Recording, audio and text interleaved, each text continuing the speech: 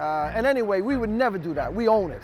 That would be the most stupidest thing you can do, is to try to cut a corner on building a building.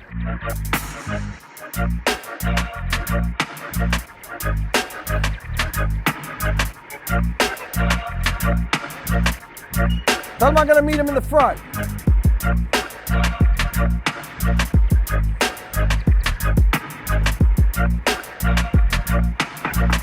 Basically today here we're doing a bond beam.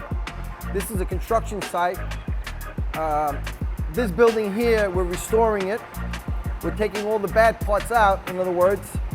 All the walls that were messed up, the roofs that were messed up, we're restoring it back to original, because it didn't pay to knock this thing down. We were not going to get any more extra square footage or extended. So we just restored it back to original, put all new electrical, all new plumbing, took down the bad block, all the stuff that was bad, and we redid it. Let's go across the street that we can get a better angle of things. This building here that we're building right now is a small 20 by 80 building, and it's about 22 feet high. Basically, this building is gonna be for some type of restaurant or some type of commercial business that's gonna be here. This project was supposed to take place 3 years ago. It was delayed because of COVID. So before we move on to the bigger projects, we decided last year just to finish up with these smaller projects and get them off the table already, get them done that we can rent them out. We're restoring the smaller one. We decided to keep it because it already had an existing C of O. Since it had an existing C of O, we might as well just leave it. We will never get that C of O, so it's called grandfathered, so we left it alone. And anyway, to tear down that building, we were not gonna get no more square footage for it. It was already built to the max of the square footage. So now that we got the next one next door to it, that one we're building, again, I think it's 25 by 80, the building inside. The lot is, I think, 25 by 100. We're gonna go up 22 feet up, and it would be designed for some type of commercial space, even a daycare, a restaurant, something that's gonna help this community grow. Right now, we're pouring what they call a bond beam. We're at a certain height, every 8 feet, you have to pour a bond beam to all the pockets of the CMUs, the rebars to make sure they're all installed. We have the engineer here, we have the third party that tests the concrete. So construction has a lot of moving components. As you're going up, there's a lot of people that have to come by and inspect everything as you're going up. So basically we have about 3-4 different agencies here checking what we're doing and confirming it, and to see what we're doing and what we're building. I've played a couple of roles on these jobs now. I'm also the owner of the property. I'm also the developer, and I'm also what we call in New York City, the superintendent. The superintendent oversees everybody.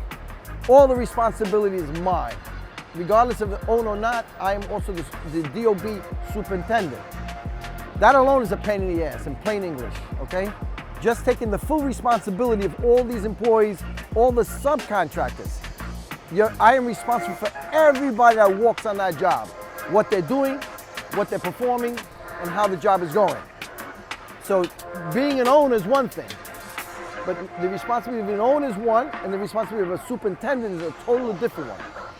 You're liable for everybody that's on that job. So anything that's going wrong, I'm responsible for it. There's no trend. Basically, when you're building a building, it can be a small one unit, one story building, or it can be a 12-story building and 200-300 units. It's all the same fundamentals. You're still building a building. You're still gonna go through all the procedures and all the rules. Remember, what you build stays there for the rest of your life and the next person's life, you know what I mean? It stays there for 100 years. You make sure that the quality of what the material that you're using is beyond this, it's with the specifications of the plant. So if they say number 5 rebar, you're installing a number 5 rebar. You're not installing a number 2. I'm talking construction now for this, for the people that know construction. When you're looking into building, it's the same thing. It don't matter what you're building. You're building an extension or you're building a 10, 12-story building. It's all the same requirements from the city. And the engineers, you have everyone the same way. Once you're going in the earth and you're coming up, rules are the same for everybody. They don't change. It's very important that you follow the plans, you follow the specifications of the plans. Trust me, everybody else is going to be around you watching what you're doing. No longer you're doing something to cut corners here.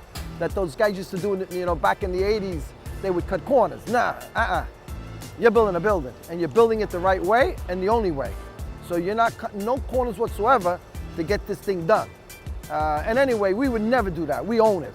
That would be the most stupidest thing you can do, is to try to cut a corner on building a building. They didn't start pouring yet, right? No, Not yet? This is also a split face. This is the face of the block. This is the front of the building. We decided to get a design block, which is called a split face, to have already a finished product already on the outside. Jeff, how you doing, Jeff? You understand what's going on? Yeah, I know. It's very important that I want to pick and make my decision. I've been waiting for you because I felt a good vibe with you. You understand? So we got to catch up to take care of all these jobs before we get started with the big one. I cannot start the big one.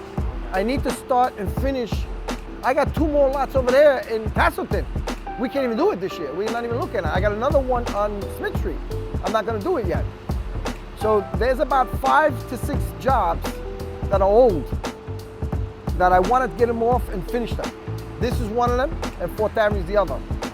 The other ones, they'll wait until next year. I have a lot of work. It's not a problem. Everything that I started, I finish. So this and 4th Avenue is very important. 4th Avenue. That is very, very important. And also the office has to move. Yeah. That's why that's so important we get that 2nd and 1st floor done. Yeah. That we have so many employees that got to move, and then we have the other 5, 6 buildings. Where did Brandon go? This is what the building's going to look like when it's done.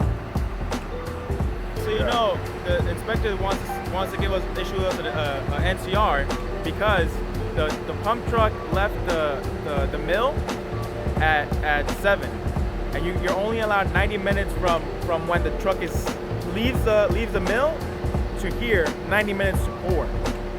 I just got off with Richmond Testing, and I asked them if that's true. They said as long as the samples come back approved, we got no issue. Right. This guy's giving me a hard time. He's like, oh, you got 90 minutes. Just to get here is an hour. Just for the truck to get here is an hour. Yeah. It doesn't make sense. Stop worrying about that. Just as long as you call this, there's nothing we can do about it. That will roll. He'll keep it mixing. It's not standing still. He'll add a little bit of water to it. Yeah. That's all it is. It's when he's on job sites, you know, when they backed up 6 trucks dumping a pour, that guy's coming in 2 hours later. Yeah.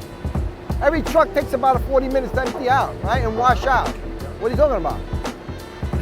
What do you think, the concrete's gonna get spoiled?